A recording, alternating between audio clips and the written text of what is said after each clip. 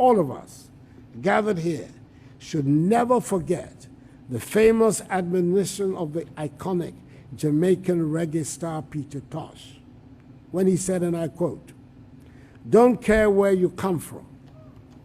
As long as you're a black man, you're an African."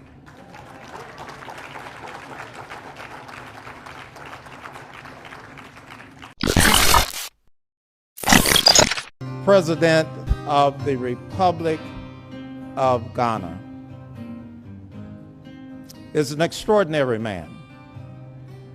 He shares our vision that economics and education will fuel the rebirth of the African diaspora, that the people of America, teaming with the motherland, Africa, will create new wealth, new opportunities for our generation and generations beyond.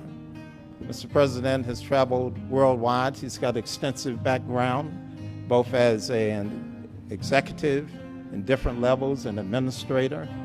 He's legislated.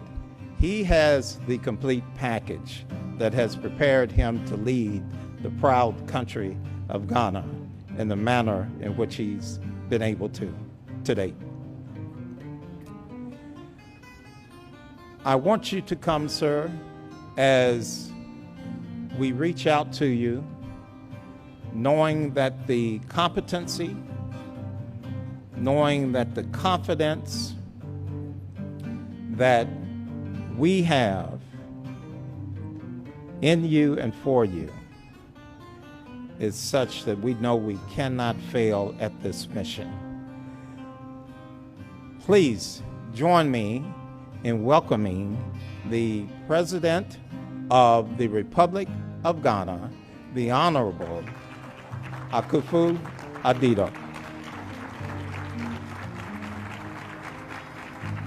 And I'm grateful that Honorable Representative Billy Mitchell, President of the National Black Caucus of State Legislatures, decided to make me part of this year's events.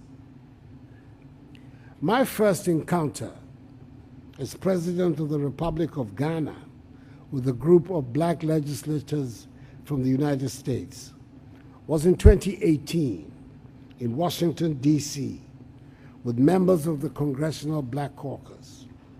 And it was at this meeting that I declared the following year, 2019, as the year of return.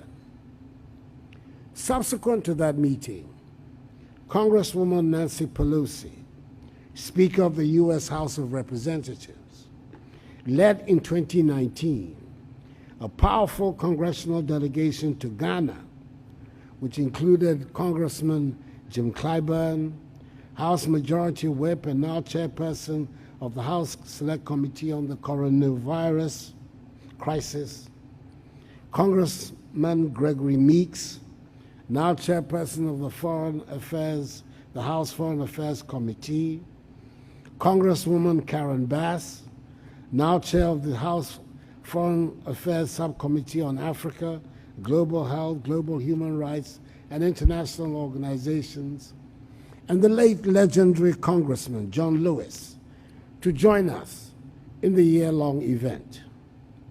She was given the honor of addressing the Parliament of the Republic of Ghana.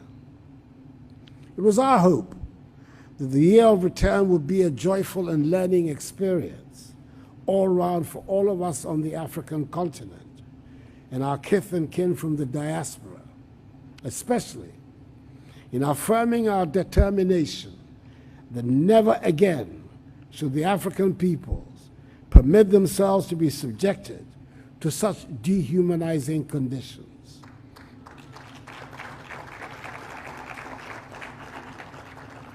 Sold into slavery and have their freedoms curtailed.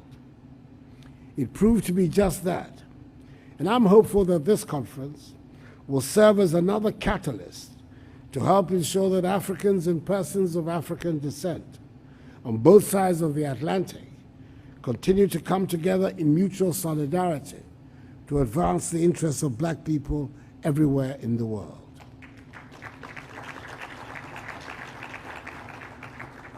Ladies and gentlemen, In the 60 or so years since African countries attained independence, it is true that we have not always lived up to the early promise of our forebears.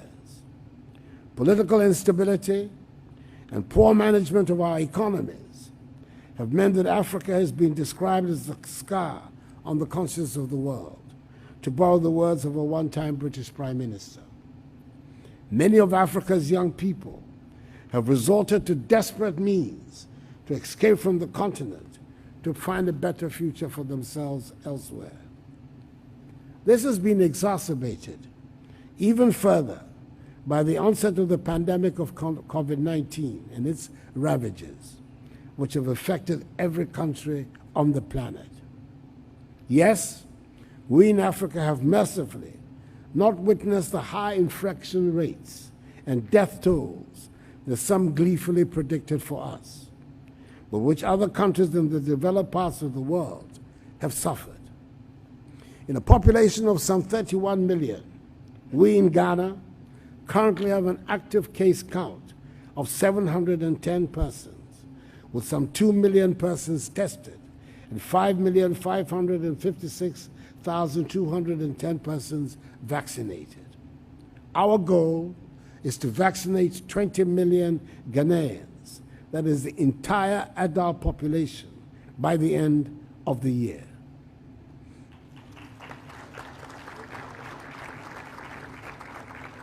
We will also begin soon the vaccination of the population aged between 15 to 18. However, we have not been spared the harsh economic consequences wrought by the pandemic. Disruptions in global supply chains, slowdown in global investments, significant job losses for businesses big and small, unprecedented volatility of stock markets, tighter global financing conditions, decline in tourism resulting from border closures, and a sharp decline in remittances are but few of the examples of the impact of COVID-19. The lessons are clear. We all fell together and looked into the abyss together. Even as we closed our borders and shut airports, the reality dawned on all of us that we had to rely on each other to be able to get out of the trouble we were in. We've all gone down together. We should all rise together. In particular, for us in Africa, it has given us a good sense of how important it is to strengthen our unity and solidarity. It has intensified in us the motivation, if any was needed, to be self-reliant. That is why we have decided never again to be victims of global vaccine politics or vaccine nationalism. By establishing a National Vaccine Institute, spearheaded by Ghanaian scientists of world repute, to oversee the domestic production of vaccines across a broad range of diseases, including COVID-19. Ghana was amongst the first countries anywhere in the world to put together a medium-term response strategy to address the impact of COVID-19 on the economy and to outline an economic recovery, revitalization, and transformation plan to build back better and stronger. We have identified the relevant sectors of the economy requiring the needed investment that will help accelerate the rebound and growth of the Ghanaian economy. As was witnessed in the immediate years before the pandemic struck, which saw between 2017 and 2020 our average annual GDP growth rate of 7% as one of the fastest in the world.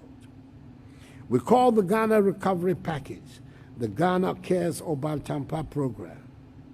The 100 billion CD program aimed at stabilizing and revitalizing the Ghanaian economy has two phases.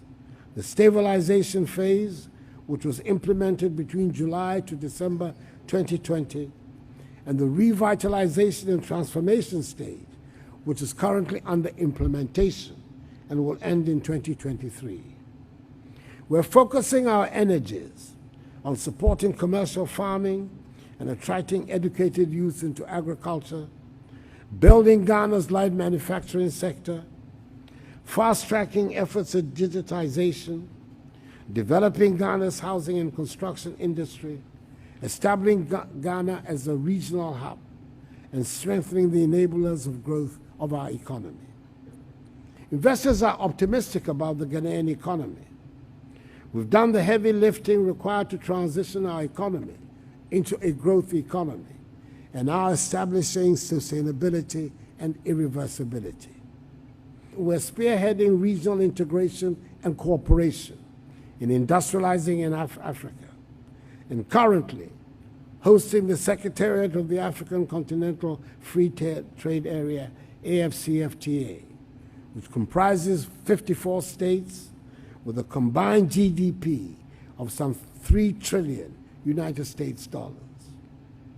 It does look like, despite the very real difficulties posed by the COVID-19 pandemic, we in Ghana are doing some things right and sending out the right signals. Last year, 2020, Ghana recorded foreign direct investment of some 2.65 billion United States dollars from 279 projects. For 2021 alone, the Ghana Investment Promotion Center recorded foreign direct investment of 973 million United States dollars from 173 projects for the first 3 quarters of the year, with large ticket projects in the pipeline to boost FDI flows by the end of the year. The construction of a data center in Accra, the Accra Marine Drive investment, the Trade Fair redevelopment project, and construction of an e-commerce park to service trade and logistics companies. Ladies and gentlemen, easily the most ambitious program we in Ghana have mounted in our dealings with the African diaspora was the organization of the Year of Return in 2019, which was a major landmark spiritual and birthright journey, inviting the global African family, home and abroad, to celebrate the cumulative resilience of all victims of the transatlantic slave trade who were scattered and displaced throughout the world in North America, South America, the Caribbean, Europe, and Asia. It brought some 750,000 members of the global family to Ghana in that year.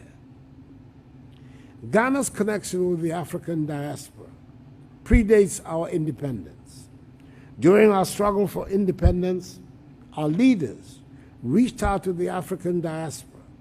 Notable amongst them was Kwame Nkrumah, educated in the 1930s at the famous black university, Lincoln University in Philadelphia, who was to become the first president of the free nation. Some very well-known diasporan Africans came to live in the newly independent Ghana: George Padmore, W.E.B. Du Bois, Maya Angelou, Bill Sutherland, to name but a few.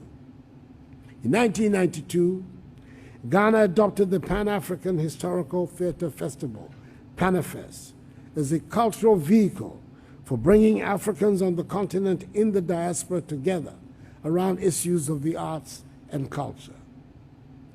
To coincide with the 50th anniversary of the country's independence in 2007, and in commemoration of the 200th anniversary of the abolition of the North Atlantic slave trade, the Joseph Project was launched to provide an avenue for healing and cultural exchanges between Ghanaians and the African American community.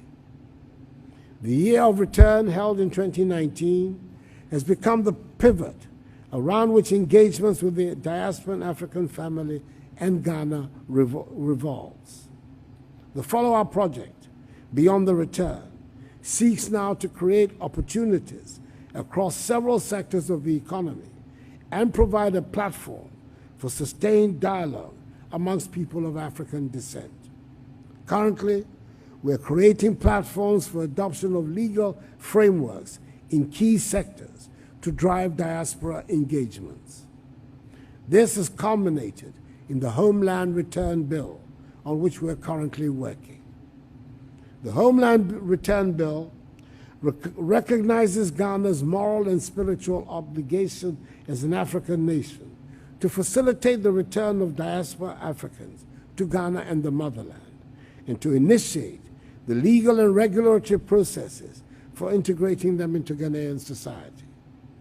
When enacted, the law will provide the much-needed regulatory and practical changes to improve the requirements for the acquisition of Ghanaian citizenship and permanent residence by diasporan Africans. Indeed, in the year of return, I granted citizenship to 126 members of the diasporan community in Ghana of African Americans and Caribbeans. All of us gathered here should never forget the famous admonition of the iconic Jamaican reggae star Peter Tosh, when he said, and I quote, "Don't care where you come from. As long as you're a black man, you're an African."